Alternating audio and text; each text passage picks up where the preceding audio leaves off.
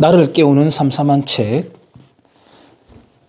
자유를 바라지만 자유주의가 싫은 당신이 진짜 자유와 가짜 자유를 구별하는 법을 배우는 이 시대 최고의 자유주의 입문서.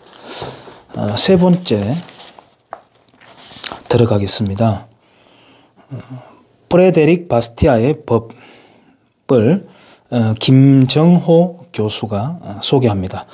법을 약탈의 수단으로 전락시키지 마라. 바스티아의 법은 자유주의자의 입문서이자 필독서이다. 짧은 데다가 쉽게 읽을 수 있고 필요한 내용은 모두 담고 있어서 그렇다. 바스티아가 원래 법이라는 제목으로 책을 썼던 것은 아니다. 그는 책이 아니라 법이나 국가, 경제학에 대한 팸플릿들을 많이 썼는데 그 중에서 좋은 것을 골라 편집해 놓은 것이 이 책이다.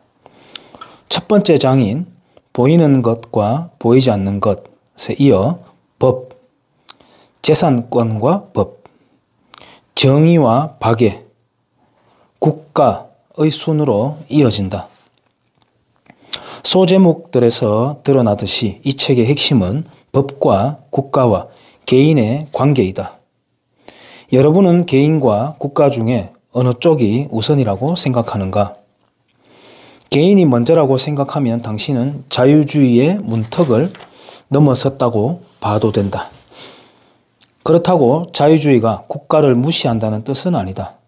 바스티아처럼 대부분의 자유주의자들은 국가를 인정한다. 다만 개인들, 시민들이 국가를 필요로 하는 것이지 국가가 필요해서 시민이 존재할 수는 없다는 것이다. 그렇기 때문에 국가가 함부로 개인의 생명과 자유와 재산을 침해해서는 안 된다. 생명과 자유 그리고 재산을 지킬 권리. 바스티아에게 국가는 시민들의 대리자일 뿐이다. 우리들 각자는 누구나 각자 자신의 생명과 자유와 재산을 방어하고 지킬 권리가 있다. 각자의 자유는 다른 사람의 자유를 침해하지 않는 범위 내에서만 허용된다. 따라서 누군가가 타인의 자유와 재산을 침해한다면 침해당한 그 사람은 당연히 자신에 대한 공격을 퇴치할 정당한 권리가 있다. 중요한 것은 자신의 생명과 자유와 재산을 방어할 권리가 국가가 만들어지기 전부터 존재해 왔다는 것이다. 그러니까 국가란 시민들로부터 그 방어권을 위임받은 존재에 불과하다. 국가가 방어권을 준 것이 아니라는 말이다. 법이란 국가가 맡은 임무를 수행하는 수단이다. 바스티아의 말을 직접 인용해보자. 법이란 과연 무엇일까?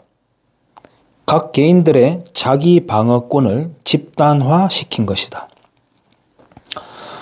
우리들 각자가 자신의 인격과 자유, 재산을 지킬 권리는 국가가 준 것이 아니라 스스로 가지고 태어난다는 생각이 자유주의의 중요한 철학적 기초를 이룬다.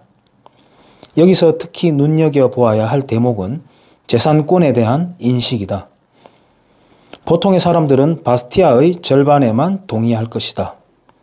국가가 시민 각자의 생명을 침해해서는 안 된다는 것 말이다. 반면 재산도 생명과 같은 가치를 가진다는 점에는 공감하지 않는 사람도 많을 것이다. 그러나 바스티아에게는 그리고 대다수의 자유주의자들에게는 재산도 생명처럼 귀하며 방어할 가치가 있다. 우리들 각자는 자연과 하나님으로부터 자신의 인격과 자유와 재산을 방어할 권리를 부여받았다. 그 세 가지는 생명을 구성하는 요소일 뿐 아니라 또 상호 보완적이어서 어느 하나가 빠져버린다면 다른 것들도 제 힘을 발휘할 수 없다. 재능이 생명의 연장이 아니라면 도대체 재능이 무슨 소용이겠으며 재산이 재능의 연장이 아니라면 재산은 또 무슨 소용이겠는가? 나는 특히 마지막 부분에서 감동을 받았다. 이렇게 국가가 시민 각자의 생명과 자유와 재산을 지켜주는 일에 충실하다면 그리고 시민들도 이 자유주의 원리를 받아들인다면 인간 사회는 평온과 풍요를 구가할 것이다. 각자는 자유롭게 자신의 인생을 결정할 것이고 그 결과에 대해서 책임도 질 것이다.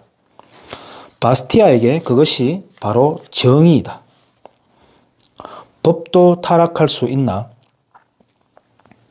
하지만 그렇게 살고 싶지 않은 사람들이 있어서 법이 타락하기 시작한다. 스스로의 노력으로 살기보다 남이 생산한 것에 편성해서 살려는 사람들이 문제다. 정치인들은 그런 사람들에게 공짜로 살 수 있는 법을 만들어 주겠다며 표를 얻는다. 그리고 다른 누군가의 것을 빼앗아 자신의 지지자들에게 나누어 주는 법을 만든다. 각자의 것을 지켜줘야 할 법이 누군가의 것을 약탈해서 다른 누군가에게 나눠주는 도구가 되는 것이다. 그것이 바로 법의 타락이다. 법은 타인의 인격과 자유, 재산을 착취하려는 자들의 일말의 망설임도 없이 그 일을 할 수 있도록 집단적인 폭력을 동원해 주고 있다. 약탈 행위에다가 권리라는 이름을 붙여줌으로써 법은 약탈을 권리로 탈바꿈시켜버렸다. 그뿐 아니다. 타인의 약탈에 대한 방어를 범죄로 만들므로써 정당한 방어가 처벌의 대상이 되어버렸다. 하지만 사람들이 가만히 앉아서 당하고만 있겠는가? 저마다 법을 이용해서 합법적 약탈에 나설 것이다. 정치인들에게 자신들을 위한 법을 만들어서 뭔가를 베풀어 달라고 요구하게 된다. 국가는 만인을 약탈하는 도구가 되어버린다. 국가는 그것을 약탈이라 하지 않고 복지, 보호, 지원이라고 부르지만 약탈이라는 사실에 변함은 없다. 그래서 바스티아는 그런 국가를 거대한 허구로 보았다. 국가라는 것은 만인이 만인을 등쳐먹고 사는 거대한 허구이다. 국가는 다른 사람에게 나눠주기 위해 법으로 시민들에게 박애와 사랑을 요구한다. 세금을 내서 남들을 도와주라는 것이다. 하지만 강요된 박애와 사랑은 약탈이다. 박애와 사랑은 훌륭하고 고귀한 가치이지만 자발적일 때에만 고귀하다. 국가가 법으로 강요하는 박애는 박애가 아니다. 자발적이지 않은 박애는 있을 수 없다. 법으로 박애를 선포하는 것은 박애를 절멸시키는 것이다.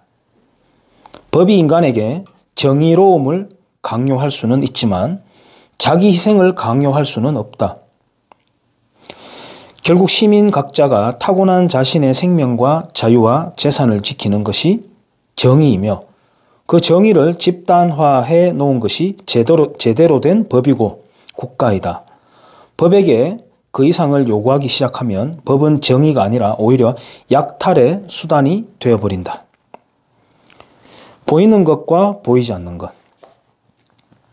이상이 제2장부터 5장까지의 내용인데 이 책은 흥미롭게도 조금은 이질적인 내용을 제일 앞으로 내놓고 있다. 보이는 것과 보이지 않는 것이라는 제목의 제1장이다. 보이는 것, 보이지 않는 것은 직접적 효과와 간접적 효과라고 불러도 좋을 것 같다. 예를 들자면 이런 것이다. 당신 아이가 당신 집에 유리창을 깼다고 해보자. 당신은 새 유리창을 끼워야 할 것이고 그러자면 유리공장의 생산이 늘어날 것이며 거기서 고용이 늘 것이다. 이런 것들이 바스티아가 말하는 보이는 것이다. 보이는 것만 보면 마치 유리창 깨는 것이 좋은 일처럼 보인다. 하지만 또 다른 측면을 생각해보면 달리 보일 것이다. 유리창이 깨지지 않았다면 당신은 유리창을 살 돈으로 옷을 샀을 것이고 옷 공장의 생산이 늘어나 거기서 고용이 창출되었을 것이다. 바스티아는 그것을 보이지 않는 것이라고 불렀는데 대다수의 사람들은 그 부분을 생각하지 못할 때가 많다. 보이지 않는 것까지 고려할 경우 유리창을 깬 것은 해로운 행위이다. 유리창이 깨지지 않았다면 유리창과 옷 두 가지 모두를 가질 수 있었기 때문이다. 이 개념을 이해하지 못하기 때문에 사람들은 보이는 효과만을 추구하는 정책을 펴곤 한다. 일자리를 만든다며 세금을 거두어 실업자들을 고용하는 것도 그렇다. 그 세금을 내는 곳에서는 더 많은 일자리들이 파괴되었을 텐데도 말이다. 보호무역이라는 것도 산업지원정책이라는 것도 대부분 보이는 것만을 추구하기 때문에 생겨나는 해로운 정책들이다. 그런데도 사람들은 줄기차게 보이는 것만을 위한 정책을 요구하고 만들어낸다. 바스티아는 그런 세태를 풍자하기 위해 양초 제조업자들의 탄원서라는 조커를 지어낸다. 양초 제조업자들이 의회에다가 제발 태양을 가려달라는 내용의 탄원서를 제출한 것이다. 햇빛이 사라지면 사람들은 양초를 사야 할 것이고 그 결과 생산량은 폭발적으로 늘어날 것이며 고용도 늘 것이다. 관련 산업들도 번창할 것이다. 그러니 경제를 위해서 태양을 가려달라라는 말도 안 된다는 것을 누구나 인정하겠지만 사실 시민들이 국가에 요구하는 보호와 지원 정책의 대부분이 이 우스꽝스러운 탄원서와 하나도 다를 게 없다. 경제학을 배운 사람이라면 이 이야기를 읽다가 아마도 익숙한 개념이 떠오를 것이다. 바로 기회비용이다. 기회비용이란 무엇을 하기 위해 포기해야 하는 다른 무엇을 말한다. 바스티아는 기회비용 개념을 정교하게 사용한 최초의 사람일 것이다. 이 책을 내가 번역하게 된 것은 영광이었다. 1998년 나는 자유기업센터의 법경제실장직을 맡고 있었는데 어느 날 당시 소장이 어떤 공병호 박사가 내게 영어 책을 한 권 건네면서 번역을 해보겠냐고 했다. 바스티아의 The Law였다. 당시 자유기업센터는 자유주의 고전들을 번역해서 자유주의 시리즈로 출판하기 시작했는데 그 중에 하나로 내자는 것이었다. 자유주의에 매료되어 있긴 했지만 아직 바스티아를 잘 알지 못하는 상황이었다. 그러니 이 책조차 읽어보지 않은 상태였지만 순전히 제목이 좋아 하겠다고 선뜻 맡았다. 읽어보니 무척 매력적인 책이었다. 바스티아라는 사람에게 반했다고나 할까? 핵심을 찌르면서도 위트가 번뜩였다. 한마디 한마디가 보석같이 다가왔다. 그런 만큼 더욱 정성을 다해서 번역했고 그 결과물들이 이 책이다. 쉽지만 자유주의자의 신조를 주는데 부족함이 없는 이 책을 여러분에게 강력 추천한다. 자화자찬이긴 하지만 번역도 제법 괜찮다. 바스티아의 법. 이상입니다.